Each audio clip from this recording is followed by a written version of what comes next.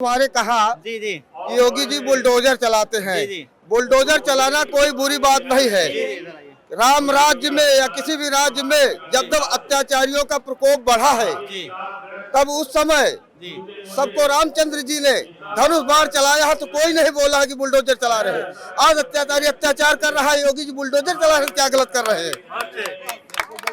धन्यवाद। योगी जी जो भी कार्य कर रहे हैं सराहनीय है, ऐसा ही होना चाहिए। कुछ लोग कह रहे हैं कि मुसलमान को देख के बुलडोजर चला नहीं रहे हैं। नहीं, योगी जी हिंदू मुसलमानों को देख के ऐसी कोई बात नहीं है, केवल अत्याचारियों के ऊपर और गलत आदमियों के ऊपर चल रहा है। जय हिंद, जय भारत, जय योगी, जय मोदी। मैं सनातनी हूँ, कट्टर सनातनी हूँ।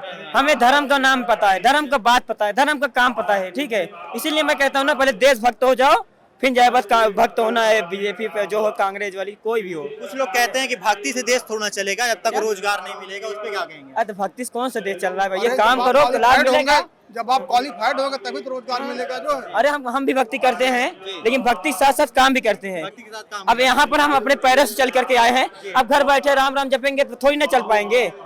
राम राम जपत रहो, दिल से प्रेम करो भगवान का, तन से प्रेम करो इंसान का। तन का मतलब है पैसा कौड़ी, धन दौलत, गाड़ी बंगला, ठीक है। आइए भाई साहब से बात करते हैं। भाई साहब ये बताइए, जैसा कि अभी योगी जी आ रहे हैं, अनुसूचित जाति संबोधित कर रहे हैं, तो क्या राय है आपकी इसमें? हमारी राय है कि एक भारत श्रेष्ठ भारत का जो उन्होंने नारा दिया है और अंतिम वर्ग तक हर योजनाएं पहुंचे, इसके लिए माननीय मुख्यमंत्री जी और माननीय नरेंद्र मोदी जी पूर्ण रूप से प्रतिबद्ध हैं। देश में जो माननीय मोदी जी ने देश के लाल किला से जो उन्होंने संबोधन दिया कि भारत को भ्रष्टाचार जो है वो एक महत्वपूर्ण कड़ी हो चुका है, उसको समाप्त करने के लिए जन भागीदारी की शक्ति आवश्यकता है। और निश्चित तौर पर पहले समाजवादी पार्टी की सरकार में जो सड़कें बनती थी, सड़कों का टेंडर निकल जाता था और किसी को पता भी नहीं चलता था, और जमीन पे सड़कें बनती भी नहीं थी और पैसा रिलीज हो जाता था। और माफिया तो इस तरीके से लोगों और गरीबों की ज़मीन को हड़पते थे, जो कि निश्चित तौर पे प्रदेश की कानून व्यवस्था को ध्वस्त कर दिए थे।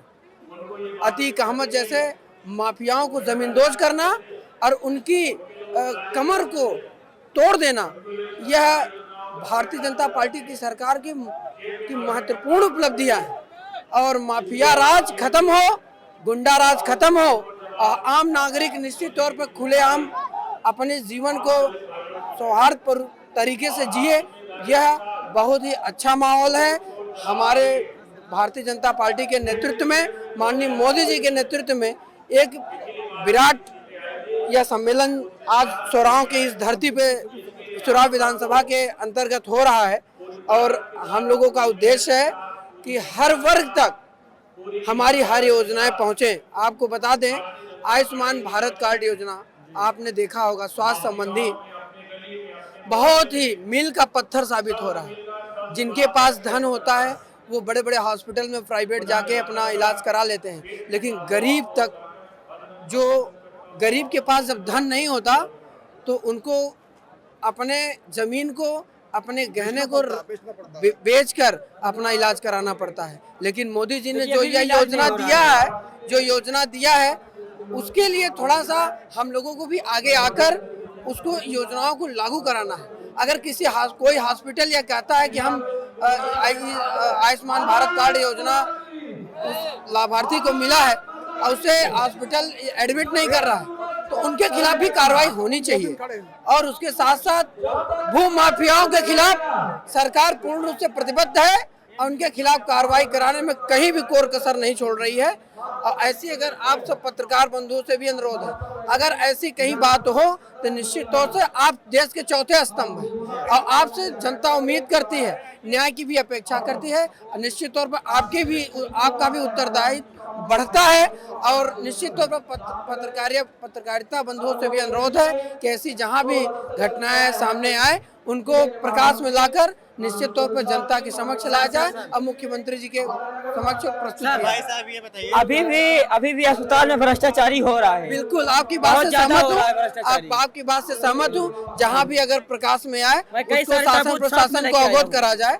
तो निश्चित तौर पर उनके खिलाफ भी, हॉस्पिटल के खिलाफ भी कार्रवाई की जाए। भाई साहब ये बताइए, जैसा कि 2024 में अभी इलेक्शन आने वाला है, मोदी जी जैसे लाल किला से बोले थे कि हम तीसरी बार आने वाले हैं, तो क्या उनकी बात सत्य हो गया? हाँ? उनकी बात सत्य होगी? जी बिल्कुल सत्य होगी। कोई बोले पहले नंबर से मैं ला दूंगा, मैं इसको वोट दूंगा। देश के चौथे स्तंभ को पूरी जिम्मेदारी के साथ कह रहा हूँ, विपक्ष का कोई एक नेता मुझे यह बता दे कि जनता को यह बताने में सफल रहा कि वह ईमानदार है। हमारा जो नेतृत्व है, चाहे वो प्रदेश का नेतृत्व हो, चाहे वो देश का नेतृत्व हो, वह ईमानदार है या डंके के चोट पे जनता को बताने में कामयाब रहा है। हम पुनः 2024 में भारत की संसद में पुनः देश का झंडा बुलंद करेंगे और भारतीय जनता पार्टी पूर्ण बहुमत की सरकार बनाएगी। जैसा कि भाई साहब बोल रहे हैं 2024 में मोदी सरकार पुनः सत्ता में आ रही है, तो भाई साहब क्या कह रहे थे अभी? अच्छी बात है, लेकिन भ्रष्टाचारी अभी बहुत ज्यादा हो रहा है। भ्रष्टाचारी तो हर सरकार में रहते हैं। नहीं, हर सरकार में रहता है, लेकिन इस सरकार में भी बहुत ज्यादा, सब ज्यादा दवा योजना में जो कहते हैं ना, मैंने सरकारी अस्पताल में गया, ठीक है, 1 रुपए पर्ची मिलता है बहुत जगह, अब बहुत लगे 10 रुपए लेते हैं, देते हैं कार्ड बना करके, लेकिन मैंने कार्ड बनवाया, सब चीज लिया, उसके बाद ही पैसा ले रहे हैं। हाँ, अभी कल रात में हमारे यहाँ मेला था, मेला से गया 2 व्यक्ति जेल में गया, उसको पैसा दर करके छोड़ दिए गए। अब बताइए कौन सा भ्रष्टाचारी नहीं है? कानून भी गलत है, अभी भी कानून का पालन नहीं हो रहा। कानून सही है अपने तरफ पे, एक कानून का पालन नहीं हो रहा है। कानून का पालन कुछ नेता लोग नहीं कर रहे हैं, बीजेपी के ही नेता लोग नहीं कर रहे हैं, कांग्रेस तो नहीं करते हैं, वो तो कानून कांग्रेस छोड़िए, जाने दीजिए, नहीं बीजेपी के भी नेता लोग नहीं करते हैं। कई लोग को हम बता देंगे उदाहरण। तो आइए और लोग से बात करते हैं, उनकी क्या राय है।